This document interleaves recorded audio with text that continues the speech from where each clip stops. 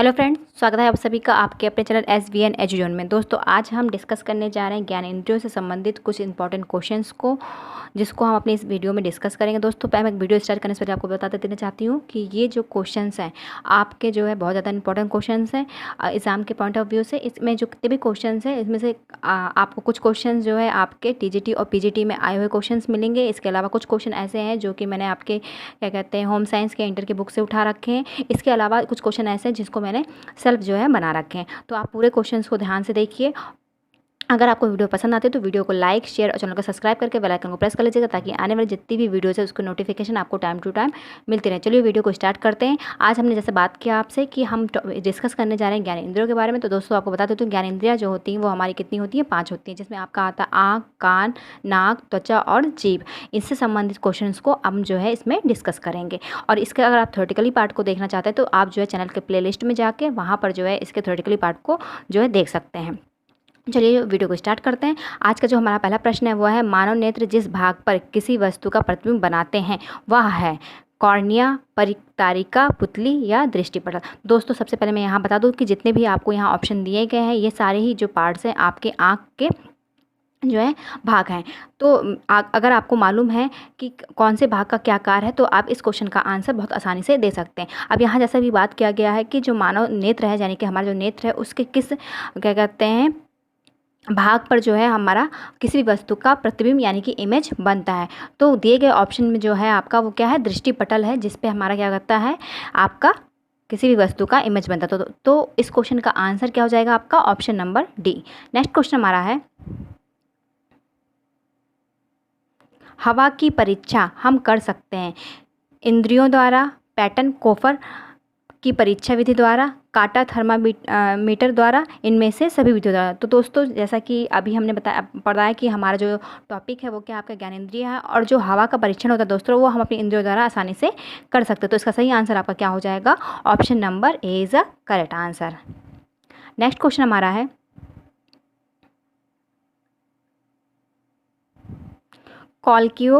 कॉल्किया सहायता करता है देखने में, स्वाद लेने में, सुनने में, सूंघने में। तो दोस्तों, अब देखिए जैसा कि हम यहाँ पर 5 ज्ञानेंद्रियों के बारे में बात कर रहे हैं और 5 ज्ञानेंद्रियों के रिलेटिव यहाँ पर आपको क्वेश्चंस मिलेंगे।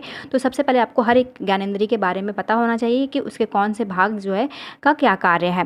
और अगर आपको यह पता है कि कौन सा भाग किस ज्ञानेंद्रिय का है तो भी आप आंसर को बहुत आसानी से दे सकते हैं। और इन सभी भागों को मैंने जो है अपने जो वीडियो बना रखा है जिसमें हमने इसके थ्योरेटिकली पार्ट को डिस्कस किया, उसमें हर एक भाग को मैंने बहुत अच्छे से आप लोग को डिस्क्राइब कर रखा है। तो आप यहाँ जानते हैं कि मैंने वहाँ पर आपको बता रखा था कॉल्किया जो होता है वो कौन से भाग का आपका मतलब ज्ञानेंद्रिय का भाग है। तो वो आपका है कान का जो होता है वो आपका कान जो हमारा ज्ञानेंद्रिय उसका भाग ये आपका कॉल्किया है। तो आप चूँकि आपको मालूम चल चुका है ये किस ज्ञानेंद्रिय का भाग है तो आप इसका आंसर आसानी से दे सकते हैं। तो क्योंकि ये कान का भाग है तो ये हमारा किस में मदद करेगा, आपका सुनने में मदद करेगा। तो इसका सही आंसर क्या हो जाएगा आपका option number C is a correct answer. Next question हमारा है, ब्रेल की विधि से अंधे पढ़ सकते हैं, याददाश्त अच्छी होती है, कंप्यूटर की एक प्रणाली है, अंधे देख सकते हैं। तो दोस्तों देखिए, ब्रेल जो है एक तरह की लिपि होती है और इस लिपि का आविष्कार जो है साइंटिस्ट ब्रेल ने किया था। कब किया था, 1821 ईस्वी में आपका इसका आविष्कार हुआ था। और इसमें जो है इन साइंटिस्ट का जो पूरा नाम है वो आपका क्या है, लुइस ब्रेल है। और इन्हीं के नाम पर जो है इस क्या कहते हैं विधि का नाम ही रख दिया गया था ब्रेल क्या कहते हैं लिपि, यानी कि ब्रेल विधि। तो इसमें क्या होता है, ये जो बनाया था इन्होंने लुइस ब्रेल ने, वो किसके लिए बनाया था, मतलब अंधे व्यक्ति, जो अंधे प्रश्न व्यक्ति होते हैं उन्हीं के लिए बनाया गया था, ताकि वो चीज़ों को जो है सरलता से पढ़ सके। तो ये जो इसका दिया है ऑप्शन के अकॉर्डिंग आपका सही आंसर जाएगा वो किस पे जाएगा, आपका ऑप्शन नंबर ए पे, अंधे पढ़ सकते हैं इस विधि से। तो ऑप्शन नंबर ए क्या है, इसका सही आंसर है। नेक्स्ट क्वेश्चन हमारा है, कर्णवर्त सहायता करता है देखने में, सुनने में, स्वाद में, सूंघने में। तो आप देखिए यहाँ पर भी अब आपको सबसे पहले तो ये पता होना चाहिए कि कर्णवर्त जो है वो आपका किस ज्ञानेंद्रिय का भाग है। तो आपका ये जो होता है कान का जो है आंतरिक भाग होता है, जो कि एक घेंगानुमा संरचना की तरह आपको दिखाई देता है। इसको हम क्या कहते हैं, कर्णवर्त क्या कहते हैं। तो ये इसका कार्य जो है क्या हो जाएगा आपका, सुनने में ये क्या है आपके लिए सहायक है। तो इसका सही आंसर आपका क्या हो जाएगा, option number B is a correct answer. Next question हमारा है,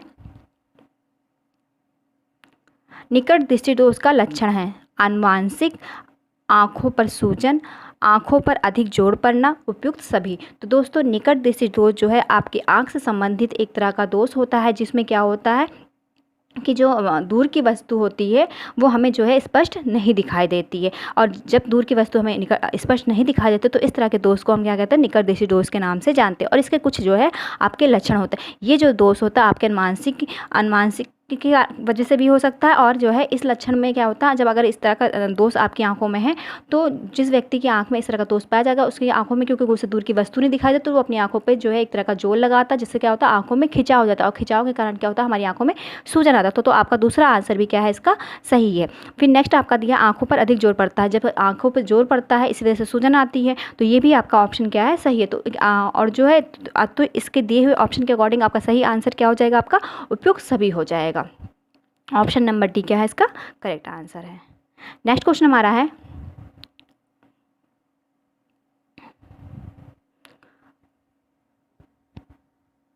कॉल्किया की रचना किस प्रकार की होती है, लंबी गुहा के रूप में, टेढ़ी मेढ़ी तंग गली के रूप में, एक सर्पिलर ट्यूब के समान, उपयुक्त में से कोई नहीं। तो दोस्तों आपको बता दें कॉल्किया और कर्णवत ये सब जो है आपके एक ही भाग के नाम है, जो कि अलग अलग नाम से जाने जा रहे हैं। तो आप यहाँ पर कंफ्यूज नहीं होंगे। अगर आपसे कॉल्किया पूछा जाए या कर्णवत पूछा जाए तो दोनों ही क्या है एक चीज़ है। और ऊपर जैसे हमने अभी डिस्कशन किया था इसकी संरचना कैसी होती है, एक जो है सर्कुलर ट्यूब की तरह होती है, यानी कि जो बोल सकते हो आपकी जो घोंघा का कवच होता है उसके सामान्य दिखने वाला एक स्ट्रक्चर इसका होता है।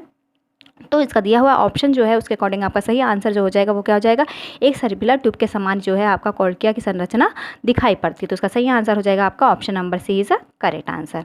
नेक्स्ट क्वेश्चन हमारा है किस स्थान पर प्रतिबिंब नहीं बनता व प्रकाश की किरणें केंद्रित नहीं होती हैं। तो देखिए जैसे कि अभी हमने प्रतिबिंब की बात की है, तो प्रतिबिंब जो है बनना किस पे होता है, हमारी आंखों पे होता है। हमारी आंखों से संबंधित ज्ञानेंद्रियों से ये रिलेटिव आपका है।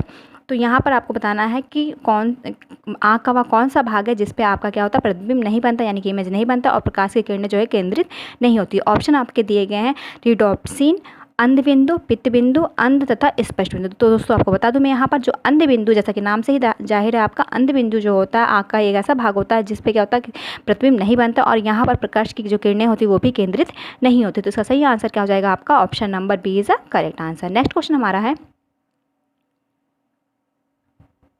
निकट दृष्टि दोष वाले व्यक्ति को किस तल का चश्मा लगवाना चाहिए, समतल, नवोदर, उनोदर, इनमें से कोई नहीं। तो दोस्तों बता दें जिसको निकट दृष्टि दोष होता है और निकट दृष्टि दोष के जो लक्षण होते हैं वो हमने अभी ऊपर आपसे डिस्कस किया क्वेश्चन में।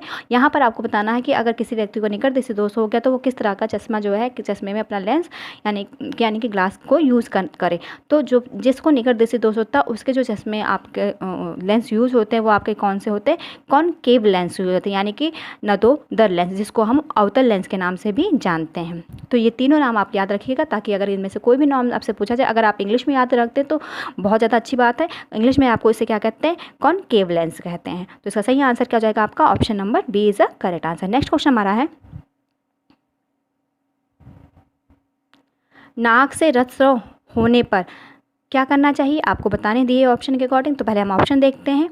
घायल को उल्टा लिटा देना चाहिए, कुर्सी पर बैठाकर सिर पीछे की ओर झुका देना चाहिए, पीली मिट्टी सुखा देना चाहिए या फिर जूता सुखाना चाहिए। तो दोस्तों अगर किसी की नाक से रक्तस्राव हो रहा है तो हम उसके साथ उसको जो होता है उस व्यक्ति को कुर्सी पर बिठाकर उसके सिर को पीछे की ओर झुका देते हैं ताकि रक्तस्राव का जो बहाव है वो क्या हो जाए, कम हो जाए। इसके साथ ही आप जो है सबसे पहले ये उपचार करने के बाद आप उस व्यक्ति को बर्फ़ का टुकड़ा भी दे सकते हैं चूसने के लिए, और बर्फ़ की थैली से उस रोगी के नाक व चेहरे के आसपास, गर्दन के आसपास जो है धीरे धीरे ठंडी सिकाई भी करनी चाहिए। तो ये सारी चीज़ें आप जो है कर सकते हैं, लेकिन दिए हुए ऑप्शन के अकॉर्डिंग आपका जो सही आंसर जाएगा वो क्या जाएगा आपका कुर्सी पे बैठाकर सिर को पीछे की तरफ झुका देना चाहिए। तो इसका आंसर क्या हो जाएगा आपका सही option number B. Next question हमारा है बढ़ती उम्र से आंखों में अधिकतर कौन सी बीमारी हो जाती है, मोतियाबिंद, काला पानी, भेंगापन, दूरदर्शिता। तो दोस्तों दूरदर्शिता, भेंगापन ये तो आपसे आँख से रिलेटेड जो है आपकी बीमारियां हैं, और अगर हम यहाँ और ये भी आप जो है मोतियाबिंद भी आपसे आँख से ही रिलेटेड बीमारी है। लेकिन यहाँ पर आपको बता दें कि उन्होंने कहा बढ़ती उम्र से साथ, तो बढ़ती उम्र के साथ अधिकतर जो बीमारी देखने को मिलती है वो आपकी क्या मिलती है, मोतियाबिंद मिलती है। तो इसका सही आंसर क्या हो जाएगा आपका option number A is a correct answer. Next question हमारा है रेटिना किस अंग का भाग है? नाक का, आँख का, कान का, सिर का। तो जैसा कि हम सभी जानते हैं जो आपका रेटिना है, कॉर्निया है, अंध बिंदु है, ये सभी क्या है आपके जो है आइरिस है, ये सारे ही भाग जो है आपके क्या है जो है आँख से संबंधित हैं। तो इसका सही आंसर आपका क्या हो जाएगा? आँख का भाग है। रेटिना किसका भाग है? आपका आँख का। Option number B is a correct answer. Next question हमारा है, हमें सदैव सांस लेनी चाहिए मुंह से, नाक से, कभी मुंह से कभी नाक से, चाहे जैसे। तो दोस्तों बता दें कि जो सांस लेने की बात की जा रही है यहाँ पर, तो सांस हमेशा हमें किस अंग से लेना चाहिए? अपने नाक से लेना चाहिए, क्योंकि नाक जो होता है वहाँ पर जो होता है आपके जो है बहुत सारे क्या कहते हैं हेयर्स होते हैं, रेसे होते हैं, जिसे हम हेयर बोलते हैं। इसके अलावा हमारे नाक में कुछ ऐसा चिपचिपा पदार्थ भी निकलता है, जिससे क्या होता है जो आपकी वायु में मौजूद अशुद्धियाँ होती है वो वहाँ पर आपकी चिपक जाती हैं और जो है आपको शुद्ध वायु प्राप्त होती है। तो इसका सही आंसर आपका क्या हो जाएगा? नाक से हमें सदैव सांस लेनी चाहिए। ऑप्शन नंबर बी क्या है इसका सही आंसर है। नेक्स्ट क्वेश्चन हमारा है,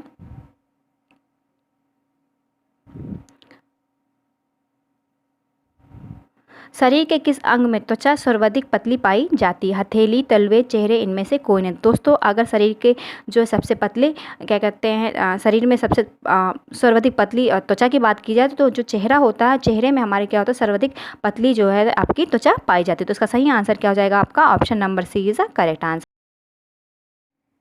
नेक्स्ट क्वेश्चन हमारा है, नेत्रदान में प्रदाता यानी कि डोनर की आँख के निम्नलिखित में से कौन सा भाग प्रयोग किया जाता है? Iris, lens, retina, cornea. तो दोस्तों जो डोनर होता है उसकी आँख का जो भाग क्या कहते हैं नेत्रदान के समय प्रयोग किया जाता है, यानी कि जिस अंग का प्रयोग किया जाता है नेत्रदान में, वो आपका क्या है? कॉर्निया। तो इसका सही आंसर क्या हो जाएगा आपका? Option number D is a correct answer. Next question हमारा है,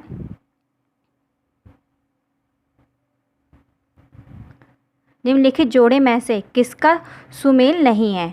आपको यहाँ बताना है जो है अंग दिए गए हैं और उस अंग से रिलेटिव यहाँ पर कुछ होने वाले जो है उनसे संबंधित बीमारियाँ दिए गई हैं। आपको बताना है इसमें से कौन सा ऐसा जो है जोड़ा है यानी कि पेयर है जो कि आपका सुमेलित नहीं है, सही नहीं है। तो पहला ऑप्शन आपका है फेफड़े। फेफड़ा जो है उसको दिया गया निमोनिया, तो ये आपका ऑप्शन क्या है? सही है। फेफड़े से जो फेफड़ा जो होता है वो हमारा निमोनिया जो होता है नामक रोग जो होता है किस में होता है? हमारे फेफड़े में होता है। तो ये ऑप्शन तो आपका सही है। नेक्स्ट आपका है आँख। आँख का ऑप्शन जो दे रखा है वो आपका दे रखा है केरेटोमेलेसिया। केरेटोमेलेसिया भी आपसे आँख के संबंधित जो है क्या कहते हैं बीमारी है, तो ये भी आपका ऑप्शन जो है सही ऑप्शन है। नेक्स्ट आपका है यकृत। यकृत से आपका जो दिया गया सुमेलित किया गया वो क्या गया? पीलिया गया। तो दोस्तों पीलिया जो होता है वो आपके यकृत से संबंधित होने वाली बीमारी होती है, तो ये भी ऑप्शन आपका सही है। नेक्स्ट ऑप्शन आपका है हृदय। हृदय जो है उसका दिया गया मधुमेह, जबकि हृदय जो है आपका मधुमेह से संबंधित जो है बीमारी नहीं है। तो इसका सही जो ऑप्शन हो जाएगा आपका दिए गए, क्योंकि इसमें आपको बताना है जो सुमेलित नहीं है, तो ये जो है आपका क्या है? डी ऑप्शन वो सुमेलित नहीं है। तो इसका सही आंसर हो जाएगा आपका option number D is a correct answer. Next question हमारा है, ग्लूकोमा संबंधित है डायबिटीज़ से, ग्लूकोज से, जो आँखें हैं उनसे संबंधित है या फिर ऊर्जा से संबंधित। तो दोस्तों ग्लूकोमा जो होता है वो आपकी आँख से संबंधित जो है एक तरह की बीमारी है। तो इसका सही आंसर जो आपका हो जाएगा वो क्या हो जाएगा आपका? Option number C is a correct answer, आँखें। नेक्स्ट क्वेश्चन हमारा है,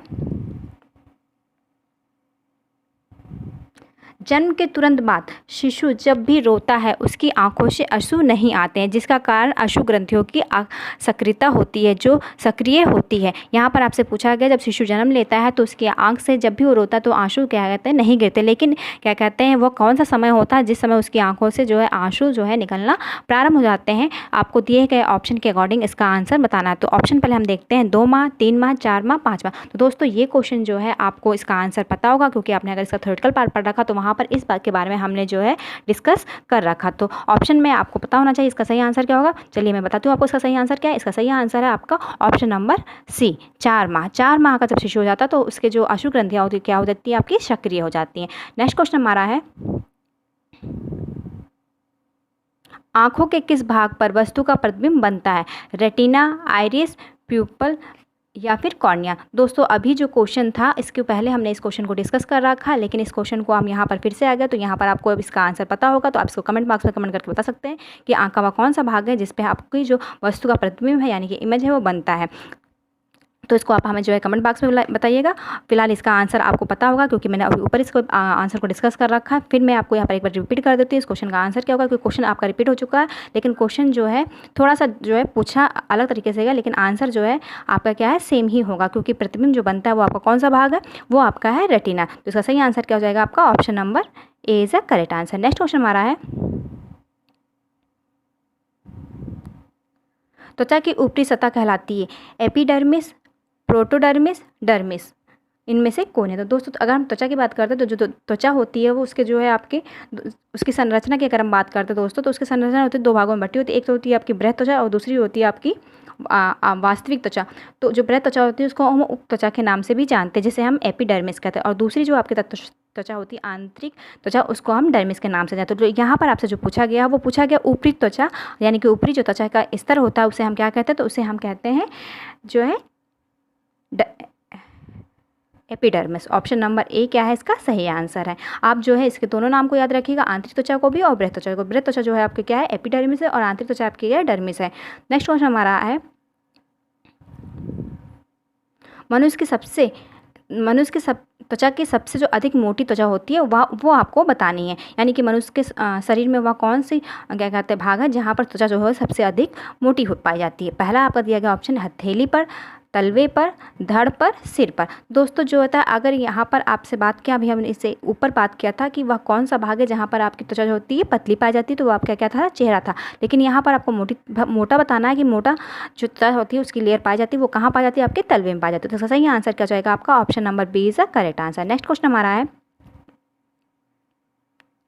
नेत्र में प्रवेश करने वाले प्रकाश की मात्रा का नियंत्रण निम्न में से किस अंग द्वारा किया जाता है। कॉर्निया द्वारा किया जाता है, क्रोयड द्वारा किया जाता है, या फिर रेटिना द्वारा किया जाता है, या फिर आइरिस द्वारा किया जाता है। आपको यहाँ पर बताना। तो दोस्तों जो नेत्र होता है, नेत्र में जब प्रकाश प्रवेश करता है तो उसका जो नियंत्रण होता है वो आपकी कौन सा भाग करता है, वो आपका करता है आइरिस करता है। आइरिस का कार्य क्या होता है दोस्तों, ये जो आपका प्रकाश होता है जब भी इस भाग पे पड़ता है तो आइरिस की जो पेशियाँ होती है वो जो एक तरह से जो होती है अनैच्छिक होती हैं, जिस कारण से क्या होता है जब भी इस पर क्या कहते हैं तेज प्रकाश पड़ता है तो ये क्या होता है छोटी हो जाती है, और मंद प्रकाश में क्या होती है ये जो होती है बड़ी हो जाती है। तो यानी कि आप ये कह सकते हो कि आइरिस नेत्र में प्रवेश होने वाले प्रकाश को क्या करता है, मात्रा को नियंत्रित करने का कार्य करता है। तो इसका सही आंसर क्या हो जाएगा आपका option number D is the correct answer.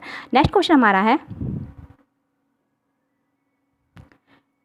नेत्रदान में आँख का कौन सा भाग प्रयुक्त किया जाता है, रेटिना, कॉर्निया, नेत्र लेंस, संपूर्ण आँख। तो दोस्तों अभी जो है यहाँ सिर्फ ऑप्शन चेंज है, बाकी क्वेश्चन जो है इससे ऊपर अभी हमने जो है एक क्वेश्चन डिस्कस किया था जिसमें हमने बात की थी नेत्रदान के समय डोनर जो होता है आँख का कौन सा भाग जो है प्रयोग किया जाता है डोनर का, तो वहाँ पर हमने उसका आंसर भी दे रखा। अब इस क्वेश्चन का आंसर आपको जो है कमेंट बॉक्स पर लिख के बताना होगा, क्योंकि इसका आंसर जो है ऊपर हम डिस्कस कर चुके हैं। नेक्स्ट क्वेश्चन पर आते हैं हम। अब नेक्स्ट क्वेश्चन हमारा है, निकट दृष्टि दोष को दूर करने के लिए किस लेंस का प्रयोग करना चाहिए, नवोत्तर लेंस का, उत्तल लेंस का, ये दोनों इनमें से कौन है। तो दोस्तों अगर हम बात कर रहे हैं निकट दृष्टि दोष के, तो इसके लक्षणों को हम जो है ऊपर डिस्कस कर चुके हैं कि निकट दृष्टि दोष में किस तरह का जो है आपको लक्षण देखने को मिलता है। लेकिन अब यहाँ पर बताना है कि अगर किसी व्यक्ति को निकट दृष्टि दोष हो चुका है तो उसे किस तरह का लेंस जो है यूज़ करना चाहिए। जैसा कि मैंने आपको बताया था कि निकट दृष्टि दोष वाले जो व्यक्ति होते हैं उनको नवोत्तल लेंस का यूज़ करना चाहिए, उपयोग करना चाहिए, जैसे हम अवतल लेंस भी कहते हैं या फिर केव लेंस के नाम से जानते हैं। तो इसका सही आंसर आपका क्या हो जाएगा option number A is a correct answer. Next question हमारा है,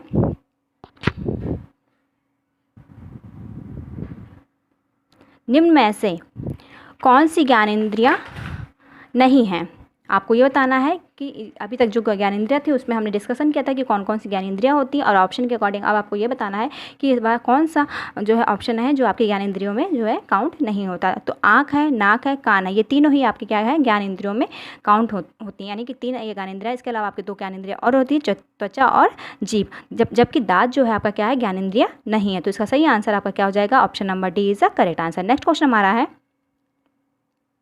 कान की अर्धचंद्राकार नलियों के क्या कार्य हैं, ज्ञान प्राप्त करना, शरीर का संतुलन बनाना, सूंघना, इनमें से कौन है। तो दोस्तों जो कान की अर्धचंद्राकार नलियां होती हैं उसका कार्य होता है शरीर का संतुलन बनाए रखना। तो इसका सही आंसर हो जाएगा आपका option number B is the correct answer. Next question हमारा है, दूरदृष्टि दोष के उपचार के लिए किस लेंस का प्रयोग करना चाहिए? नवोदय लेंस का, उत्तल लेंस का, ये दोनों इनमें से कौन है? दोस्तों निकट दृष्टि दोष में हम नवोदय लेंस का यूज़ करते हैं, जिसे अवतल लेंस कहते हैं। और जो दूर दृष्टि दोष होता है, इसमें क्या होता है, हमें निकट की वस्तु दिखाई नहीं देती है, जिसके लिए हम किस प्रकार के लेंस का यूज़ करते हैं आपके? इसमें हम करते हैं आपके उत्तल लेंस का प्रयोग करते हैं, जिसे हम क्या कहते हैं, कॉन्वेक्स लेंस के नाम से भी जानते हैं। तो इसका सही आंसर आपका क्या हो जाएगा? Option number B is the correct answer. Next question हमारा है, प्रत्येक आंख के ऊपर कितनी अश्रुग्रंथियाँ होती हैं? 1 अश्रुग्रंथि, 2 अश्रुग्रंथि, 3 अश्रुग्रंथि, 4 अश्रुग्रंथि। तो दोस्तों जो अश्रुग्रंथि होती है प्रत्येक आंख के ऊपर जो पाई जाती है, उनका नंबर जो होता है वो क्या होता है आपके?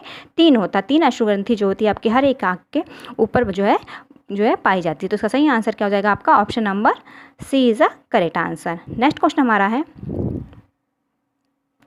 अधिक पास से टीवी देखने से आँखों में कौन सा दोष उत्पन्न हो सकता है? निकट दृष्टि दोष, दूर दृष्टि दोष, या फिर असम दृष्टि दोष, या फिर दृष्टि वक्रता दोष? तो दोस्तों निकट से अगर हम जो है टीवी देखते हैं तो हमारी आँखों में जो है निकट दृष्टि दोष जो है उत्पन्न हो जाता है। तो इसका सही आंसर क्या हो जाएगा आपका? Option number A is a correct answer. Next question हमारा है, जो कि इस वीडियो का लास्ट क्वेश्चन है, श्रवण नली की लंबाई जो है आपकी लगभग होती है, कितनी होती है आपको ये बताना। पहले हम ऑप्शन देखते हैं, 25 मिलीमीटर, 45 सेंटीमीटर, 70 मिलीमीटर, या फिर 70 सेंटीमीटर। दोस्तों जो स्वर्ण नली होती है उसकी जो लंबाई लगभग होती है वो कितनी होती है आपकी? 25 मिलीमीटर। तो इसका सही आंसर क्या जाएगा आपका? Option number A is a correct answer. Thank you.